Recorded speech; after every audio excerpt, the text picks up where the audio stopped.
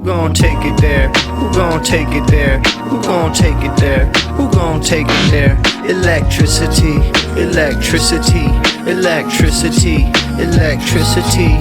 You know what's in the air. You know what's in the air. You know what's in the air. You know what's in the air. It's possibility. It's possibility. It's possibility. It's possibility. All right, so Turning Point USA has been having their big event. This is their first major event with speakers and whatnot since Charlie Kirk's death in September. So they've had their usual slate of suspects here. Ben Shapiro spoke, Michael Knowles spoke, both from Daily Wire. Erica Kirk spoke, had some more kind of spooky, odd moments. And also Tucker Carlson spoke, which was the subject of some controversy previously with Turning Point USA, even before Charlie Kirk had been killed, that people like Candace Owens and Tucker Carlson were being made room for within the organization to speak. And Charlie Kirk had always been pretty specific about not making space for any criticism of Israel, really, in Turning Point USA, which was the main thing that Nick Fuentes has been able to use as a wedge against his organization by sending people to constantly question him about Israel, obviously with a more explicit anti-Semitic edge, as that is part of Nick Fuentes' brand. So as people like Candace Owens and Tucker Carlson and their criticism of Israel was becoming more popular, Charlie Kirk was under more pressure to do the same thing.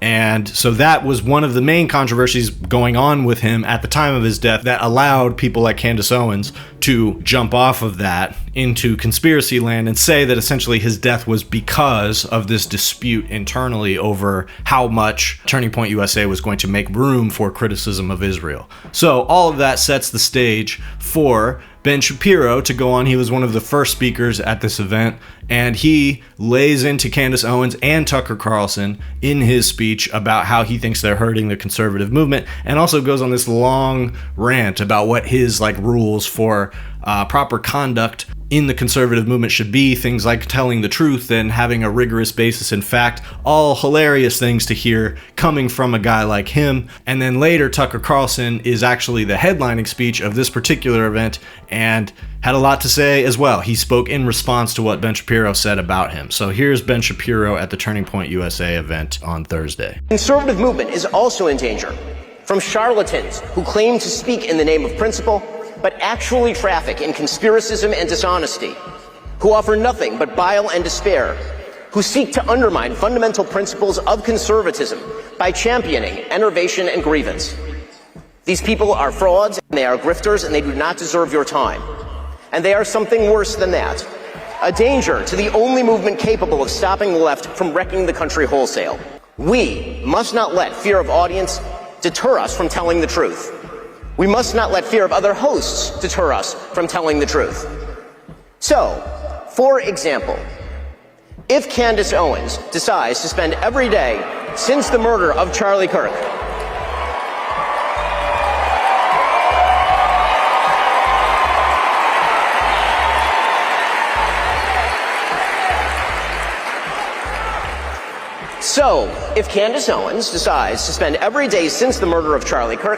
casting aspersions at TPUSA and the people who work here, who worked with Charlie every single day, his best friends, to cast aspersions at Mikey McCoy and Andrew Colvin and Blake Neff and Tyler Boyer and, yes, at Erica Kirk, and to imply or outright claim complicity in a cover-up over Charlie's murder, to spew absolutely baseless trash implicating everyone from French intelligence to Mossad to members of TPUSA in Charlie's murder or a cover-up in that murder, then we, as people with a microphone, have a moral obligation to call that out by name.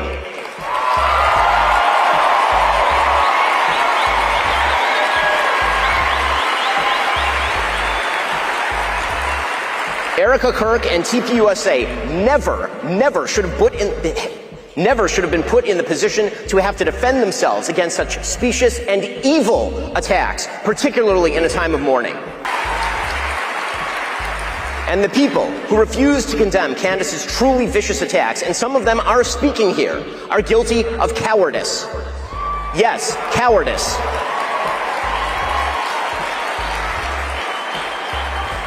The fact that they have said nothing while Candace has been vomiting all sorts of hideous and conspiratorial nonsense into the public square for years is just as cowardly. So no, Tucker Carlson, it is not an excuse to go silent on Candace's targeting of TPUSA.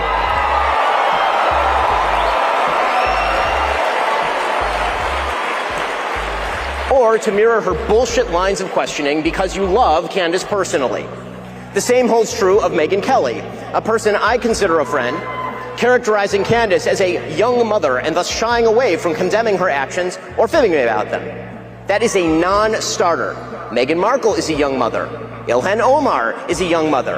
That doesn't matter. We also have a duty to provide you with evidence of the claims that we make.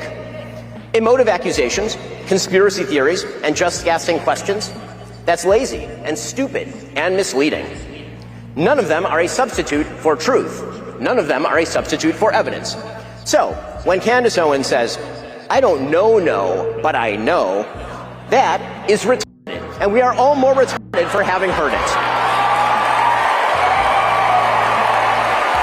All right, so he's really going hard against this idea of conspiracy theories and people who are trafficking in misinformation and, theories that aren't fully fleshed out in facts, and not having to mention any facts, just sort of gesturing at things, specifically on the part of Candace Owens. He's talking about how she says things like, "I don't know, but I know," and stuff like that. So he's right on all of those points. And really, since Trump first came around, Ben Shapiro was never really on board and has always been trying to figure out his way to maintain some sense of moral clarity in the face of somebody like Donald Trump, who tears apart the foundation of everything that this movement is supposed to stand for.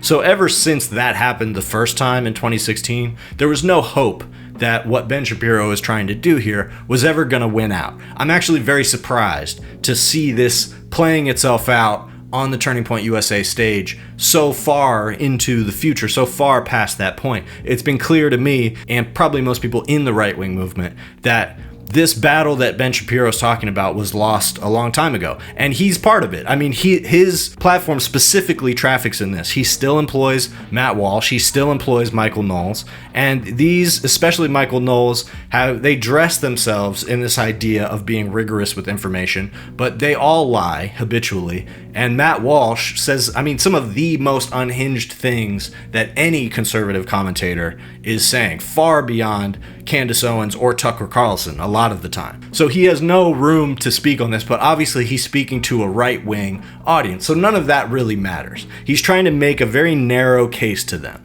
that there's this specific carve-out for anti-Semitism and the type of gesturing that they're doing towards anti-Semitism aimed at fraying the relationship between America and Israel, but also aimed at fraying the social resistance that has been built up against anti-Semitism in this country so that anti-Semitism can be unleashed on more people. That's also part of the goal when you're talking about these right-wing commentators. And that at that point, it's gone too far and it's too much and it's going to take apart the movement. So he's correct in the sense that that stuff was always fatal to the movement. It still is. Tucker Carlson does in fact do that. Candace Owens does in fact do that. Ben Shapiro also does in fact do that. But the reality is that he's perfectly okay with it if it's coming from Michael Knowles, aimed at trans people, or Matt Walsh, aimed at black people or non-white people. He's perfectly okay with all of that, as long as it doesn't interrupt the relationship between organizations like his and pro-Israel, pro-Zionist, pro-corporate businessmen that fund it. And so I think he knows, you can tell from his energy here, that he knows that this is not, he is just not on the right side of the audience here.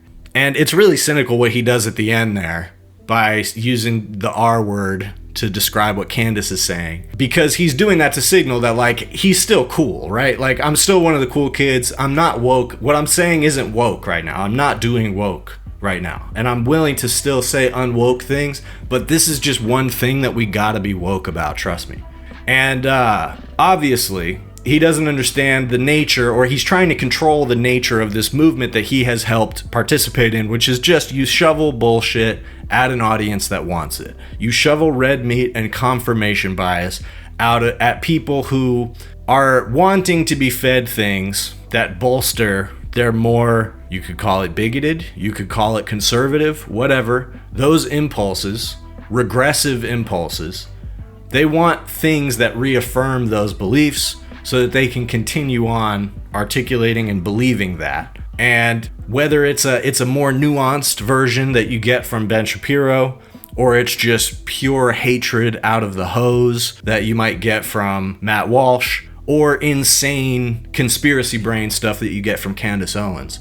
All of it is really meant to distort Americans' picture of what politics is and how it's working, and creating an alternate set of facts, an alternate standard of facts, so that the conservative worldview can be reaffirmed and not contradicted by pesky things like scientific fact and actual reason. A good example of that would be Elon Musk trying to create an alternative to Wikipedia, Grokpedia, that's just wrong or gets its information from Nazi websites. That's their view of informing people.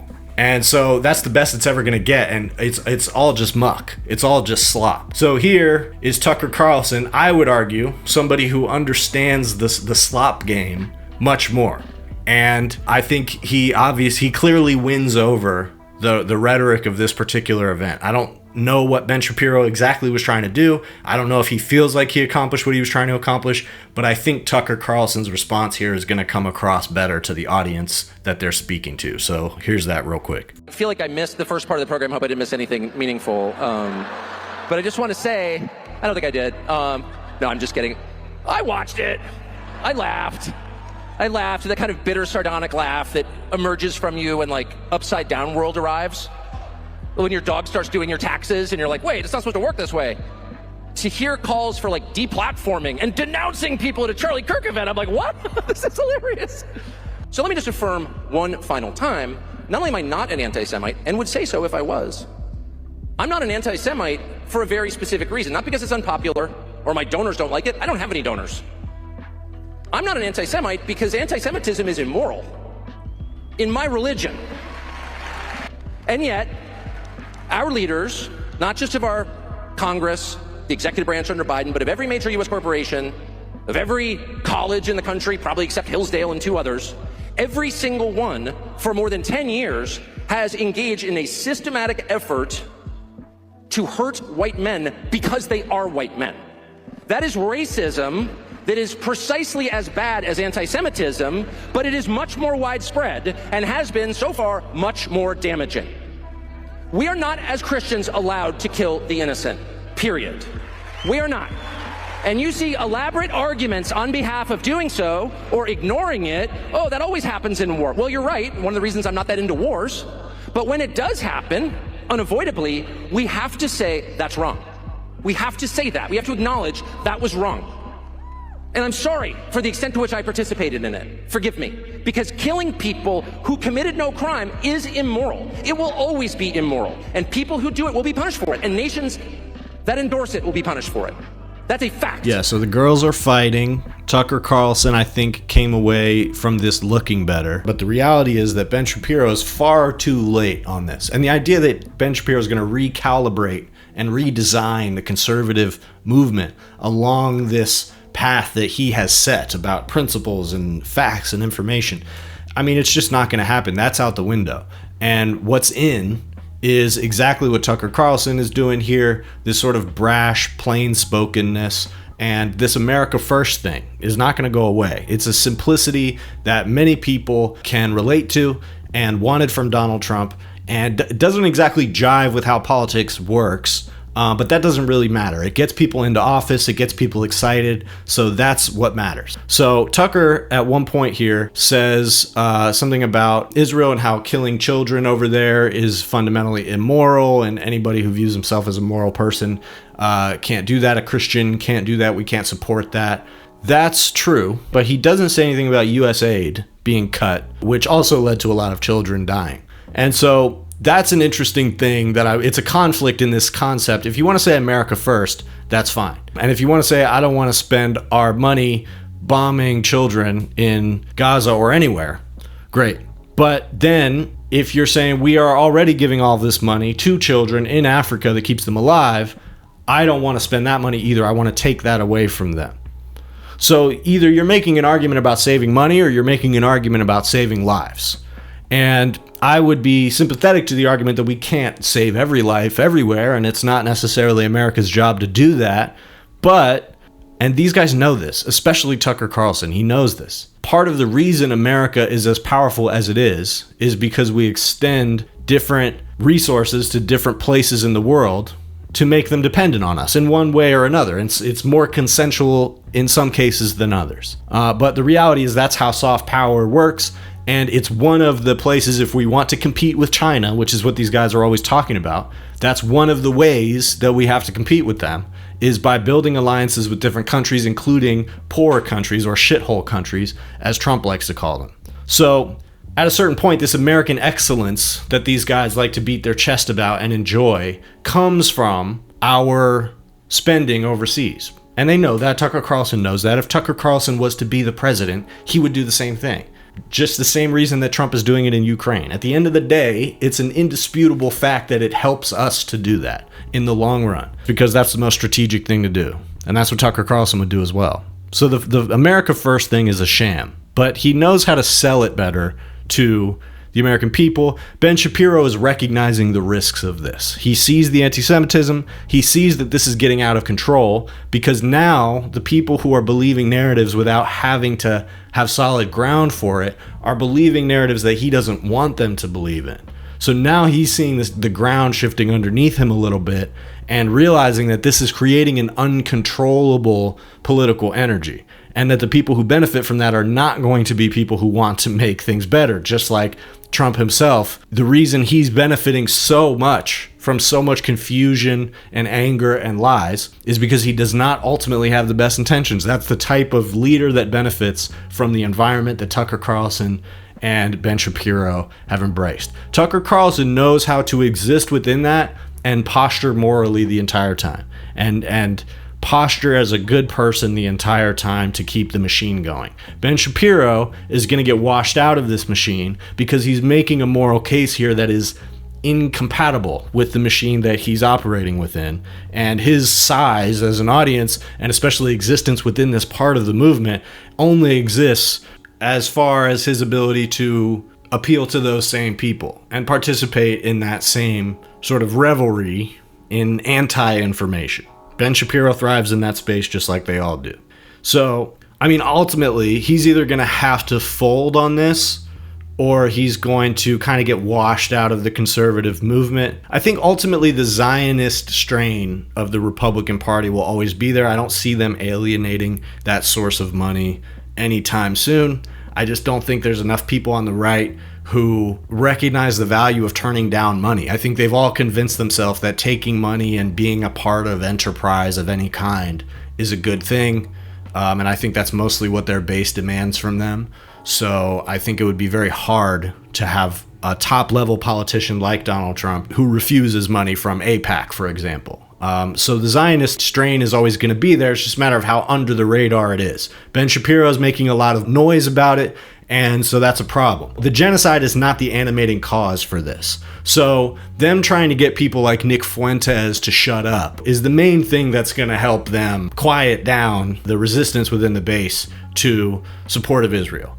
Because honestly, I don't really think they care very much, and it's not connected to some kind of existential need to stop a genocide. And so ultimately, I think their interest in that will fall away, but there will be a lasting impression of Ben Shapiro as sort of the hack, you know, the corporate, the bought and controlled. That's all this is that the Israel issue signals whether or not a politician is bought and controlled. That's how this whole thing works. And that's why the politicians who position themselves against Israel, against AIPAC, etc., will excel. I really think the only place that there's space for that is on the left. But people like Tucker Carlson are trying to make space for that on the right. And we'll see where that goes. And as far as right-wing candidates, I think he's the only one that can capture a similar energy to Trump. Me too close to, too much to do. The mission is too crucial. Shout it out from the rooftops until I lose vocals. Who gon' take it there? Who gon' take it there? Who gon' take it there? Who gon' take it there? Electricity, electricity, electricity, electricity.